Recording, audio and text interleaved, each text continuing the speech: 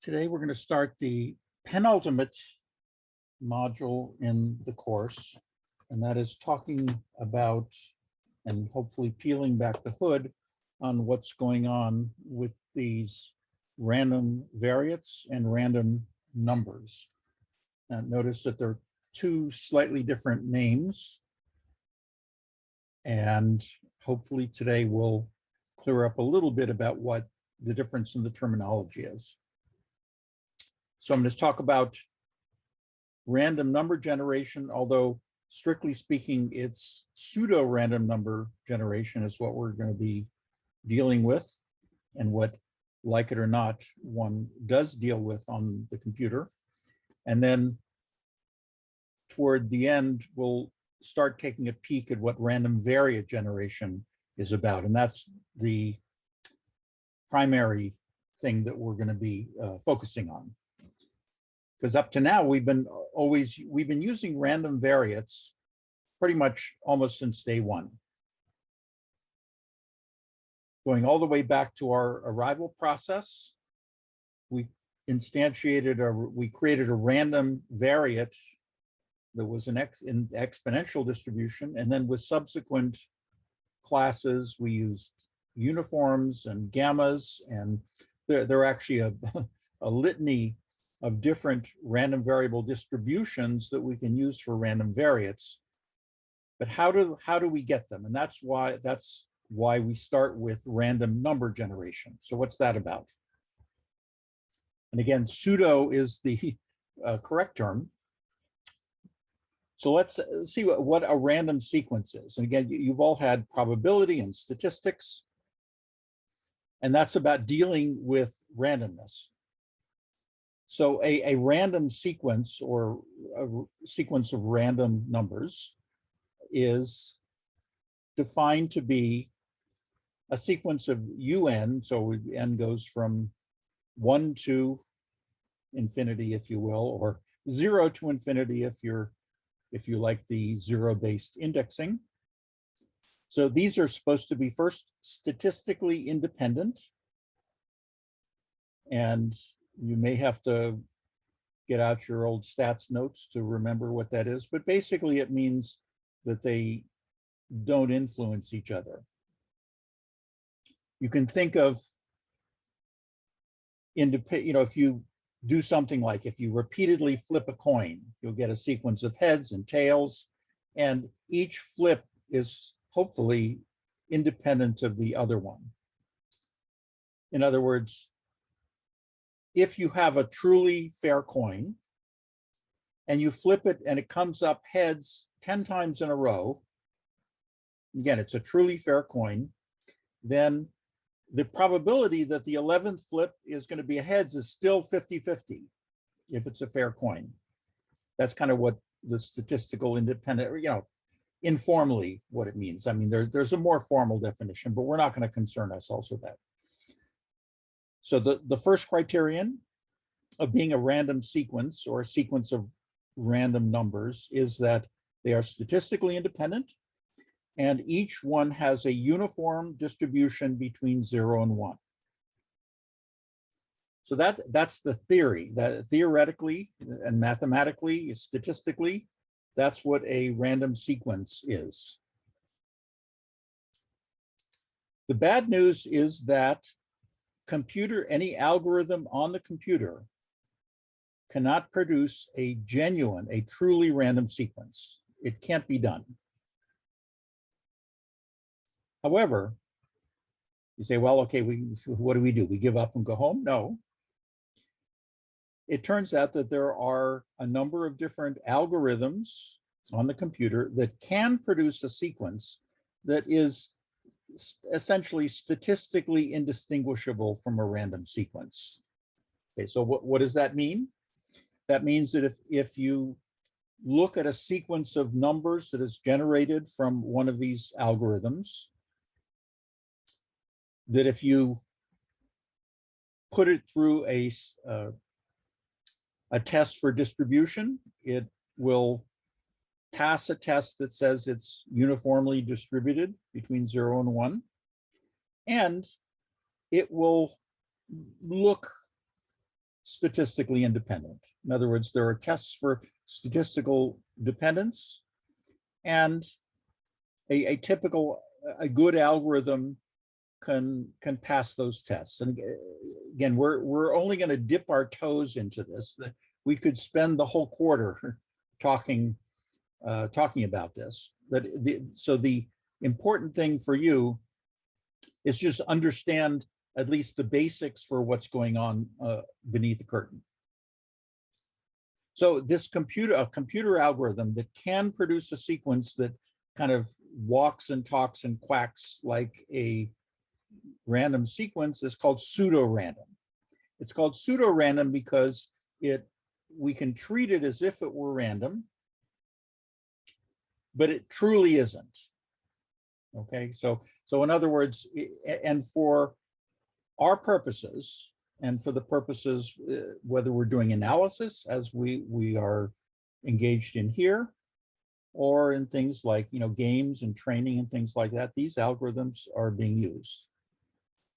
Now, if you kind of search around for this, it turns out that there are ways of, at least that are claimed to be generate truly random things. These do not involve computer algorithms. They will typically involve some kind of physical sequence.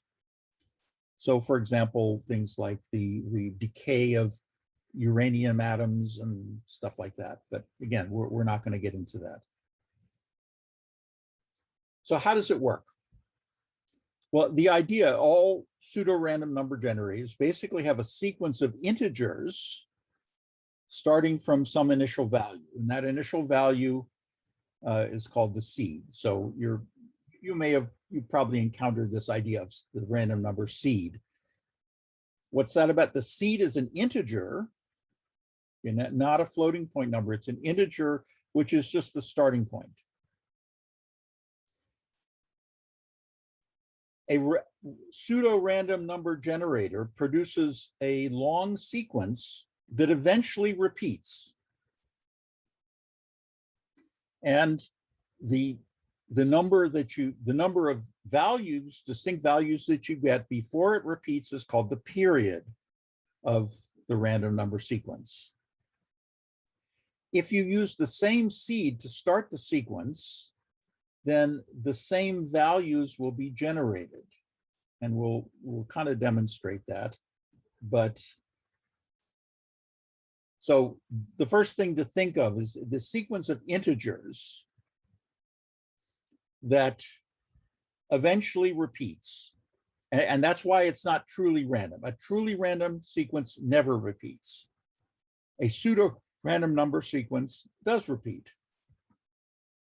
So how does it turn those integers into a uniform 0, 1? It divides each of them by some quantity that ensures it's between 0 and 1. So basically it's like you divide it by the maximum possible integer that it can take on. And so that will typically be between 0 and 1. Usually they leave 0 out because the way at least some of the generators work, if it ever hits 0, then it just sort of stays at 0. So that kind of depends on what that is. Okay, so the earliest examples were called linear congruential generators. Those are still floating around. And here's how it works, is that you have a certain seed, we'll call it I sub 0. Why? Because of the zero-based nonsense. But then you generate the successive ones using this updating. So you take the old value, you multiply it by a certain quantity, and then you add another one, and then you modulo the whole thing by m. So that will produce values between 0 and actually m minus 1. And then you return the values by dividing the uniform values by dividing by m. So in this case, these don't get stuck at 0 because of this adding thing. The reason that was kind of an issue is because some of the prior ones were called multiplicative congruential generators, where the value of B was 0. And then in that case, if it ever gets stuck at 0, then it'll just stay at 0. So that's, again, we're not going to deal with multiplicative ones because, again, they turned out to be not so great. So we just return the 0, 1 values by dividing it by m. And so the period is m, because of this modulo m, we can only get that many values. Now, unfortunately, this is typically much too small for modern applications. So here are just some examples of some congruential generators that are out there. Visual Basic has a particularly bad one. It has a period of 2 to the 24 minus 1, which sounds big, but is ridiculously small. It's also kind of a lousy generator, and actually there have been statistical papers that have shown how bad it is. Similarly, the Excel random number generator actually used to use the same one. I understand they've updated it because this was just pretty lousy. I'm not sure what they've updated it to, but I do know that the Visual Basic one is not a good one, and I know that because I've actually worked with it, and at one point I actually re-implemented the Visual Basic random number generator in Java, and it was kind of painful. It was because I needed to replicate a simulation that had been written in Visual Basic, or there's some random stuff. Okay, now Java's unfortunately is not much better. Java uses a linear congruential generator. It uses a slightly different values. See, choosing these values A and B are actually fairly tricky. Java's is not too bad, but its period is not so great. I don't know of any tests on it that have shown whether it's good or not. SimKit uses something called a Mersenne twister, which is kind of the Cadillac these days of random number generators, and this is its period. So compare this number with these numbers, a whole lot bigger. And actually, SimKit actually has several different random number generators, as it turns out. So, Arnie, well, let me. I have a question. I'm already growing a little lost. If you could go back to the last slide. So when you show like Java's random generator, 2 to the 48th minus 1, is 2A and minus 1 the 1 is B, or am I getting lost or jumping ahead? This would be basically 2 to the 48th would be basically M. Okay. The Java docs say what the values are, and it turns out that the choosing these numbers A and B is a non-trivial matter, and you can't go by the brand, as it were. So you might think, well, okay, Microsoft, that's a pretty powerful brand, and so they wouldn't put out something that's lousy, would they? And their Office applications are pretty much they're pretty much the standard. If you use a spreadsheet, it's almost always going to be Excel. If you use a word processor, it's probably going to be Word. I am using PowerPoint right now. Again, there are alternatives, but it's a fairly standard one. So you say, well, the brand is Microsoft, and so it must be good. And that's not true in the case of Visual Basic. Here's a story from the past. Back in the day, back in the 60s and 70s, the corresponding company of Microsoft was IBM. And IBM had a Fortran program called Fortran. That was what's basically people used. That was actually my first language back when dinosaurs ruled the world. It had a random number generator. Every computer language starting from a certain period always has a random number generator. So if you're IBM, that was like kind of a, again, the gold standard for computers in that day, big iron. Their Fortran random number generator was used a lot, but actually a Naval Postgraduate School professor in the Operations Research Department, Peter Lewis was his name. He sadly passed a few years ago, but he analyzed the Fortran random number generator from IBM and showed that it really had very poor random properties. So the moral is that you can't really trust the brand. Now, what you can trust to a certain extent are some of the algorithms that have been tested. Mersenne Twister is one, and if you do a search on Mersenne Twister, you will see that it's one that's been tested. It's been shown to be a very good one. There are other ones. There's a researcher in Canada, Pierre Lecuyer is his name, and he's had a different approach to random number generators, and they're all very, very good. So this isn't the only possibility. So we'll talk about that. Kind of what can you do? But just here are some myths about the seed, and the first one is something that at least for our purposes of analysis, is important to dispel. The system clock can always be used to set the seed, but it does not add any significant randomness to a simulation study, particularly for analysis as we're doing.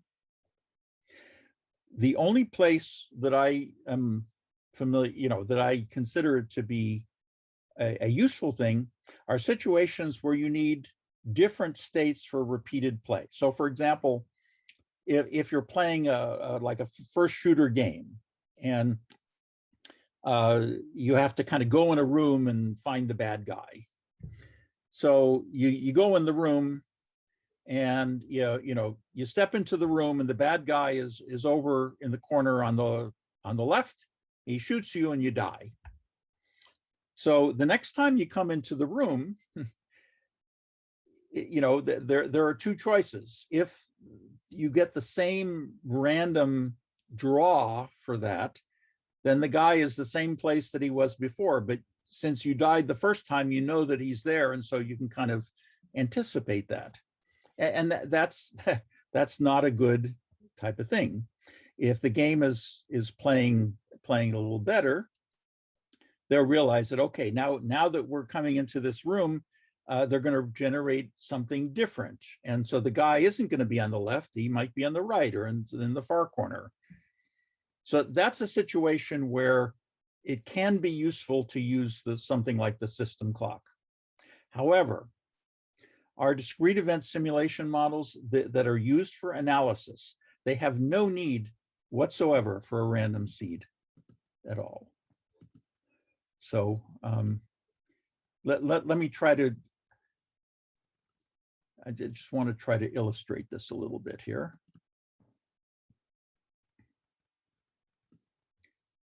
I don't want that.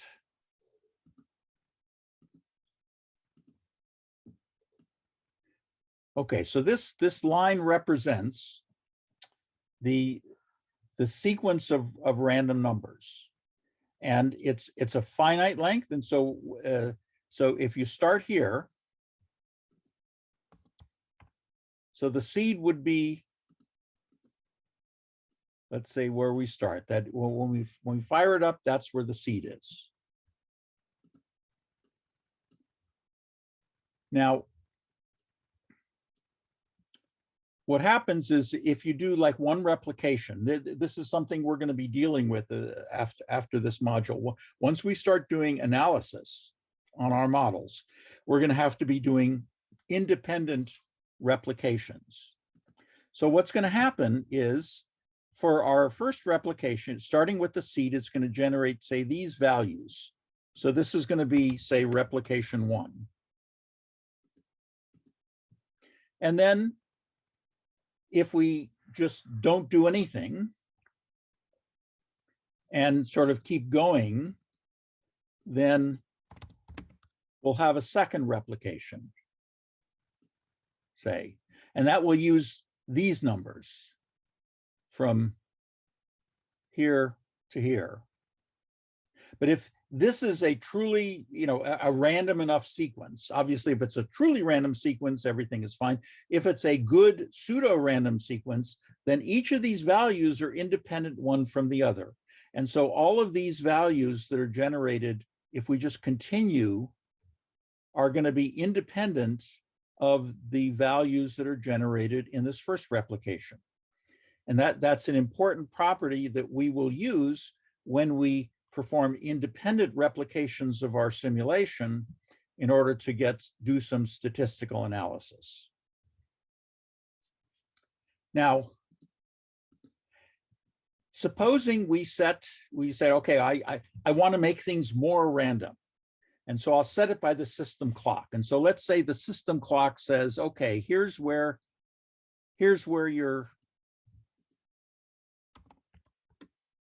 the seed is going to give you. Okay, so that'll give me a value, say, somewhere else in the sequence.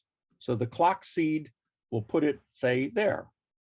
And then if we perform the same analysis, our first replication will say use this many.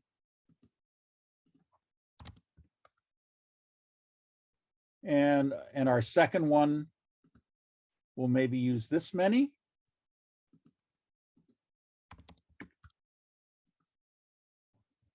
And what's the difference?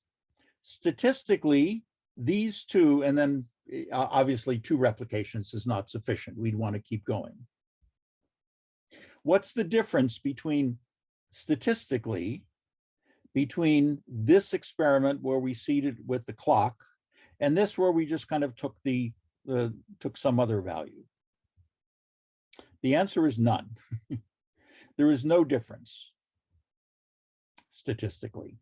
You'll get different numbers, but statistically, it's going to be exactly the same, assuming that our random number generator is random enough. Now, this should also answer the question a little bit, I hope, about why, when you run your computer assignments, that you get the same answer every time you run it, assuming it's correct. Or when I provide output, you will typically run the model and get the same output. So how is that possible? If these things were truly random, that wouldn't be possible. So how does it do that? Basically, there's a default seed that the SimKit random number generators start with.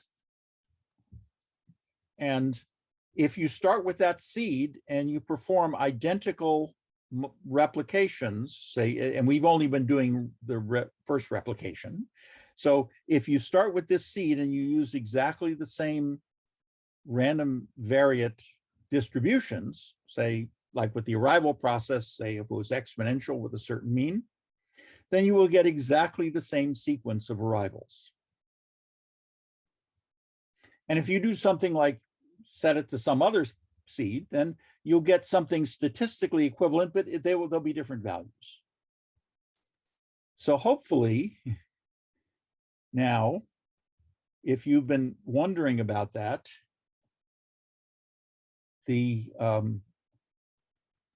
it's now more or less hopefully resolved.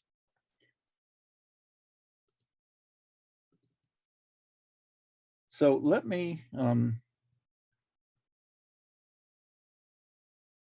it go? Okay, there we go. All right, so if you pull the class code, then you will notice that there are now a few little classes in the mv3302.random package. The first one is just kind of a little bit of an FYI. If you're kind of interested in stuff, what all this does is this identifies what available random numbers there are in SimKit. So What it does is it uses something called reflection, and these are all the different random number generators available. So it has a congruential generator. There's actually something called antithetic that we won't be dealing with. There's a Mersenne twister. There's actually a variant of the Mersenne twister. This is actually one of Lucuyer's ones. This was something that was written by a colleague in operations research. This one is actually an implementation of something that was used by a model called the Naval Simulation System. We had that when we were doing some work with that and comparing it with some others. So there, and then there's something called a Tausworth generator. Those are some of the ones that are available. Here's just sort of a list of some of the ones. Again, Mersenne twister is kind of at the top, but there is again a multiplicative congruential generator. Here's the Luque one, the one called mother of all generators, and then the naval simulation random number generator and the Tausworth generator. Those are some of the. If for some reason one didn't want to use a Mersenne twister, those would be some of the other alternatives. But just to illustrate how they work, there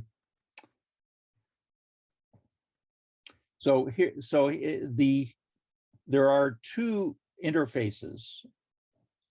One is there's our interface called random number, and there's an interface called random variate that we've dealt with already. So the random variate factory is where we've been getting our instances of random variables. And what it does is it has something called a default random number. So every random variate that you get uses that default random number. So if we just sort of run that, we see that the default random variate, the default random number for the random variate factory is this thing called a Mersenne twister. So just to illustrate how that kind of works. So let's just sort of print out 5 values. Now if you remember, the random variate interface has a method called, why are random numbers the same in Java Sims? They aren't. That's, as I said, I do not trust the built-in Java random number generator, and so in SimKit uses this Mersenne twister thing. Or were you saying that why did yours? Oh, don't worry, Arnie. Okay, yeah. Okay, so here's how it works. Again, it starts with a seed, and it always starts with the same default seed. What its value is doesn't really matter. So we're going to just generate 5 of them. So using the default seed, we get these 5 values. And then if we just keep generating, so if we generate 5 more, we see that they're different. We get 5 different values. But the random number interface has a method called reset seed, which all of the random number classes must implement. And what reset seed does is it resets things all the way back to the beginning. So look, if we hit reset seed and then generate 5 more, you see that these 5 values are exactly the same as the first 5 that we had. So in other words, reset seed takes the random number generator wherever it is and says, okay, let's just, do it, go all the way back to the beginning.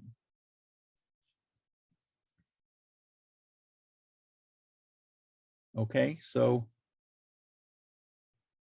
now you say, well, and again, this is just for informational purposes.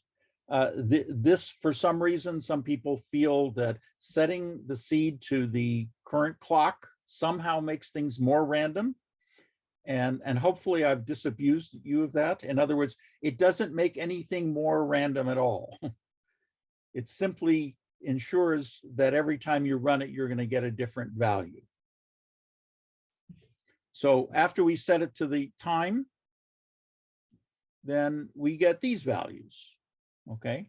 But then having set it to the time, it still stays fixed in there. So if we reset it again, then we get the same 5 values. So for these 5 values, we set it to the current time, whatever that is. And if I were to run it again, I'm going to get different values for this because the system clock is different. But once I do that, once I set the seed, it stays there until I reset it again. Okay, but let's say for some reason you wanted a different random number generator. So there's one called the Tauswort generator. It's actually, it's not a bad generator at all. So here's how the random number factory has a similar get instance call that gives us a random number instance based upon what the name is. So here I've gotten another random number called Tauswort. Okay, so I say now, oops, the rando should be random variate factory it's not, the default is now the Tauswort. And so it will use that. And it has the same properties in the sense, if we just use the default seed, we get these values. But then if I reset it, then I get these values. Okay, so the reset seed will take whatever random number generator you have and move it back to the beginning. You generally don't want to do that in doing replications. Now, once we've finished this section on random numbers and random variates, we're going to be moving on to analysis. And with analysis, we're going to be doing independent replications. And for that, we want to make sure that we use we not only use a different seed for the replications, but we make sure that there's no overlap between the different replications. And as we kind of saw, I don't know if the whiteboard is still going on. So we said, if you were to reset the time. Okay, resetting the seed to the clock does not make anything more random. That's, I really want you to understand that. Setting the seed to the clock does not make it any more random than just kind of using the default seed or using the same seed. Doesn't it appear more random because it's going to give you a new sequence of numbers? It gives you different numbers, but that doesn't make it more random. No, I understand. Yeah, I don't think that's what Justin, you correct me if I'm wrong. To clarify on my question, I'm noticing in the code, it sets the current time in one instance, and then it resets the seed in another instance. If you were to set the time each time you do a reset, so they're both at the same time, would that create, since it's now a new timestamp and not the previous one, would that create more random, and it's not true random, but create a new seed? It creates different numbers. It doesn't make it more random. Okay, and that's more to my question is, will it create different numbers? Yes, it will. Yeah. In other words, if I, okay, well, let's kind of do it here. So, yeah, I mean, to Justin's point, like if there was a user on the end of this, it would appear incredibly random to them because you're never really going to get to the end of, you're never going to reach the period. Like, I mean, for the most part, for most things, like that's an incredibly large number. Well, incredibly large, it depends on what you're using. I mean, if you're using a Mersenne twister, then yes. If you're using the Visual Basic one, then that's not incredibly large. Yeah, yeah, but I mean, if you're using this just for, I don't know, n equals 1,000, if you reset the seed to the time every time you did it, that would make the appearance of extremely, it would make it look very random because you would never get the same sequence of numbers. So and it would take you a while to get to that next. I mean, it would just take a really long time to get to the next sequence of numbers, even at that. So does that not... Again, it doesn't make it more random. No, I mean, we get that. Yeah. So It doesn't here's change the thing that. is that in a serious production run, you may use, let's say 1 billion random numbers to create one replication. So even if you're doing 1,000 replications, then that would be 1,000 times 1 billion random numbers total for the whole experiment. And so the extra 1,000 that you're kind of doing, it doesn't do anything. The thing is this, is if you do not reset the seed in between each replication, and we'll see more about that when we start doing analysis. If you do not do that, then that's your best guarantee of having independent replications. If you reset the seed each time, then every time you do that, there's a certain chance that the random numbers you use for that replication will actually overlap one that you used for a previous one. Now, depending on how long your period is, that could be a fairly small probability, but it's still a positive probability nevertheless. Whereas if you do not do that, then you're more or less guaranteeing that the replications will indeed be independent. So really, when you're referring to this is only for research, like not for, like you said, for a position in a room or in a game or something like that, then using the seed would be appropriate. But if you are doing research, you should not be messing with the seed. Well, yes. I mean, when for certain sophisticated experiments that we won't get into, you need to kind of manage the seeds and make sure that there's no overlap between the different replications, because that would introduce unwanted correlation. So yes, for gaming situations, you want each one to be more or less different, and it kind of depends, because if you write the game randomness in such a way that it just kind of keeps doing the sequence like this and somehow saves the state of that between different plays, then you actually don't have to worry about that. If somehow, say, when the game is shut down and then started again, if it starts with the same seed because it hasn't saved the previous state, then you do need to do something like the system clock. In other words, what I'm saying, I'm not saying that the system clock should never be used. What I'm saying is that for analysis purposes, it doesn't contribute anything and just adds complexity which is needless. But the important thing to understand that even in the context of a game, it doesn't add more randomness, in the sense that the probability of the location of the bad guy in the room is still going to be the same. The issue is whether it becomes literally the same because of the pseudo-random number generator starting from the same seed. That's kind of the issue.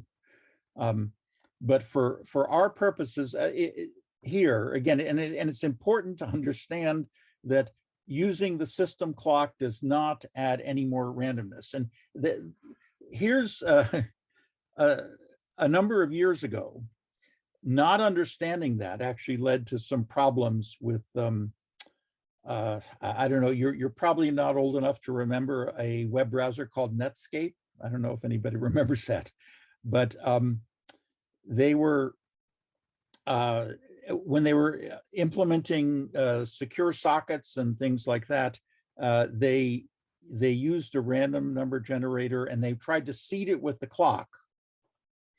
The problem was that some very smart hackers were able to determine what the random crypto stuff was, knowing that they were seeding it with the clock. So the Netscape programmers were under the impression that seeding with the clock made it random. But the hackers knew that it didn't, and so they were able to basically unhack it.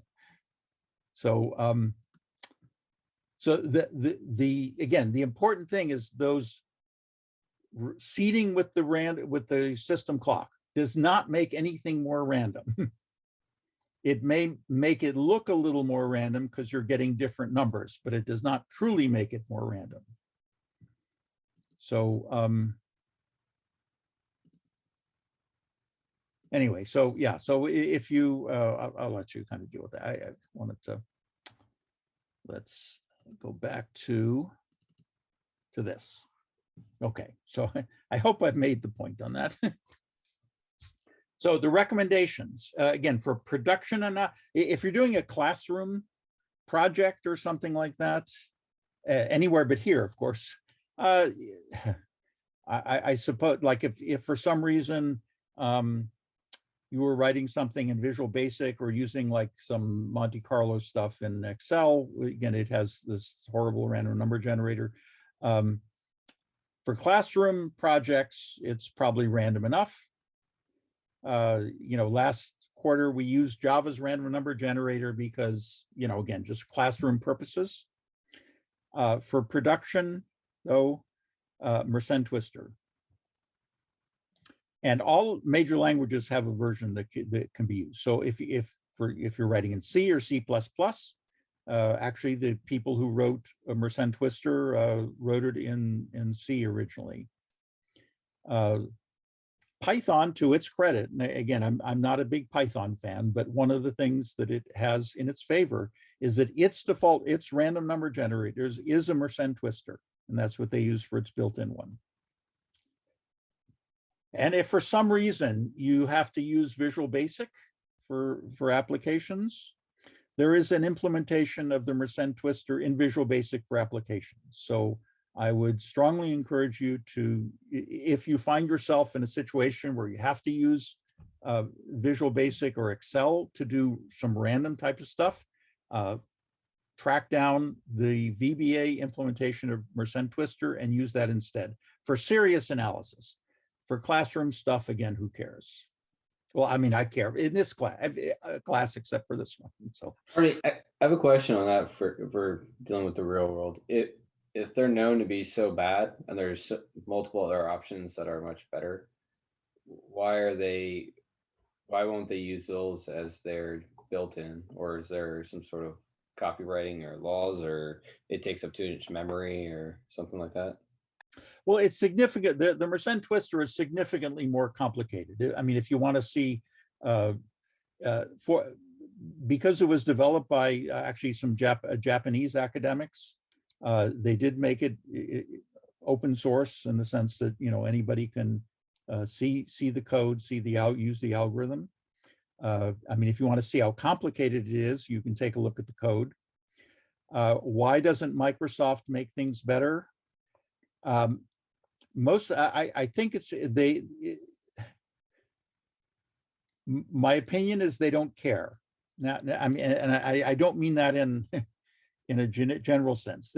They care about their primary customer base, and their primary customer base are not people who are doing this kind of analysis using their products.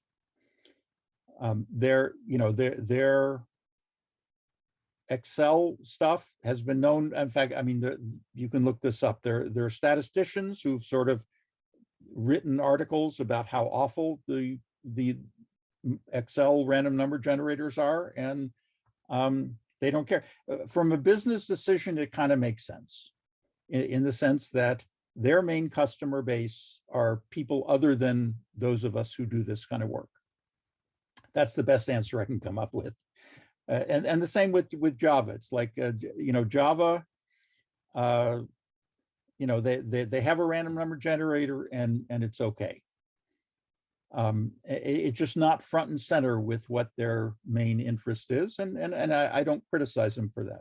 Just like back in IBM, I mean, their random number generator in Fortran, which was the that's what everybody used. And it was terrible. So, why not then, if it's not your main customer base, then it's not something that's sort of front and center. That's the best answer I can come up with.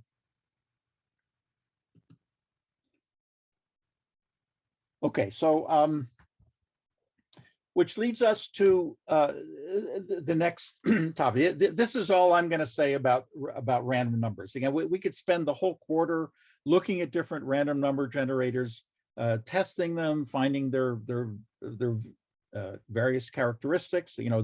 It's for a while, at least, particularly in the 70s and 80s, it was a very active set of research. I mean, there's still some stuff that's going on with that, particularly for crypto stuff. There's a whole other set of random number generators that are cryptologically safe. Actually, none of these are.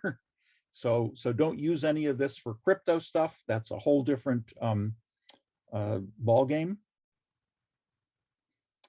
But that, for our purposes, all you need to know is Mersenne twistor, good. And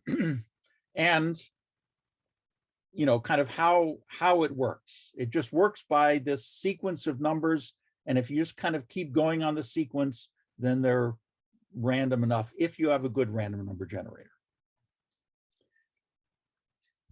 So now, if all we had were uniform random numbers, these uniform 0, 1s, then it wouldn't be terribly, we could do some things, but we couldn't do the kinds of things we've been doing pretty much since day one, which are using different probability distributions. So right from the beginning with the arrival process, we used an exponential distribution. How did we do that? Well, here's the problem of random variate generation. So notice the difference between random number and random variate.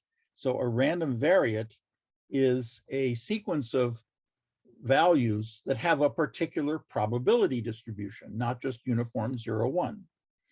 So the problem comes down to this, is that we can now assume that we have a sequence of at least pseudo-random numbers that come from somewhere.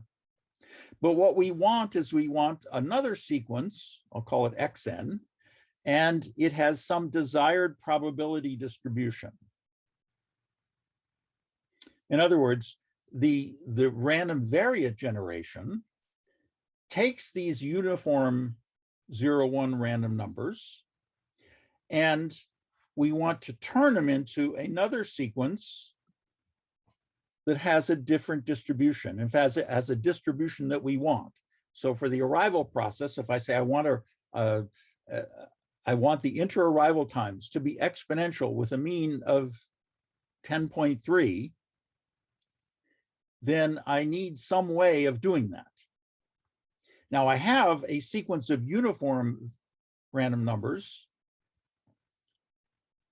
And so the whole random variate generation thing is, how do I take those random numbers and turn them into a sequence with a different distribution? And there are three general, we have three general methods available, and there are a bazillion special cases. This was a very active set of research back in the 70s and 80s. In fact, when I took the class that I had in graduate school that corresponds to the class that we're taking now, we spent most of the time on different ways of generating random variates. And in fact, our class project was to kind of do research into a particular random variate distribution and then implement it and all that sort of stuff. Nowadays, that isn't really necessary for the most part. In other words, all the standard distributions have been, I found some pretty efficient ways of generating them. But just to understand these general methods, that we're mostly going to focus on this first one. But there's one called the inverse transform method. There's another one called the composition method, and the third is called the acceptance rejection method. That's the coolest one and the weirdest one. And then there are a lot of very special ones. So we're not going to delve deeply into the special case ones. Again, back in the day, the course spent, or at least the course that I took, spent a lot of time delving into this in a deep way. Now we're just going to maybe spend about a week or so on this, in part because over time, it's kind of settled down into a standard way of doing business. However, it is something which is important to understand how to do this, because not every platform you're going to be working on is going to be able to provide the probability distribution that you want.